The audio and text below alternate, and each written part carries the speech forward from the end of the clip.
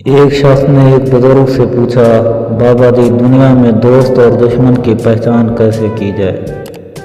بابا جی نے ماچس کی ڈبیا لی، 2 تیلیاں نکالی، ایک واپس رکھ دی، دوسری کو توڑ کے 2 حصے کیے، اگلا حصہ پھینک دیا، پچھلا حصہ کان میں ڈالا اور بولے، پتر مینوں نہیں پتا۔ آدھی رات کو گلی میں شور سن کر شوہر کی آنکھ کھلی، باہر نکل کر محلے والوں سے باہر نکل کر پوچھا کہ اتنا شور کیوں؟ انہوں نے کہا خبردار رہنا، محلے کے پانی میں زہر آ گیا ہے۔ جب یہ سن کر شوہر واپس گھر آیا تو بیوی نے پوچھا باہر کیا ہوا؟ شوہر کچھ نہیں، سب خیر ہے، تم پانی پیو اور سو جاؤ۔ میراثی نے نئی گرم چادر لی اور کندھے پہ رکھ کر گاؤں کی چوپال میں جا بیٹھا۔ نمبردار نے چادر دیکھی تو اپنے بیٹے کی بارات میں استعمال کے لیے مانگ لی۔ بارات گاؤں سے نکلی تو چادر دولہے کے کندھے پر تھی۔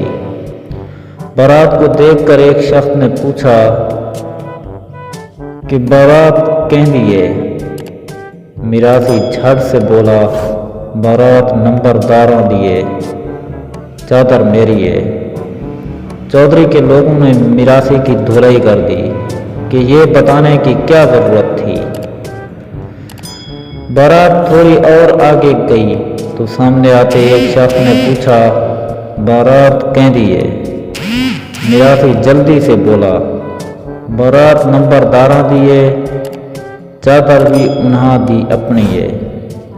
ایک دفعہ پھر پھینٹی پڑی کہ تو نے تو اس طرح بول کر لوگوں کے چادر کے بارے جان بوجھ کر شک ڈال دی۔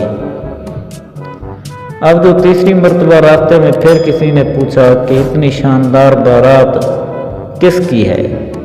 تو میراثی نے پوری صلاحیتوں کو بروئے کار لاتے ہوئے جواب دیا کہ بارات تو نمبرداروں کی ہے، لیکن چادر دا مینوں بالکل بھی نہیں پتا۔ میراثی کو پھر مار پڑی کہ اس معاملہ میں آئندہ منہ کھولنے کی ضرورت نہیں۔ بارات پھر چل پڑی۔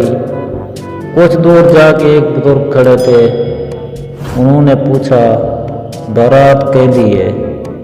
میراثی سسکتے ہوئے بولا، نہ مینوں بارات کا پتہ ہے، نہ ہے چادر دا۔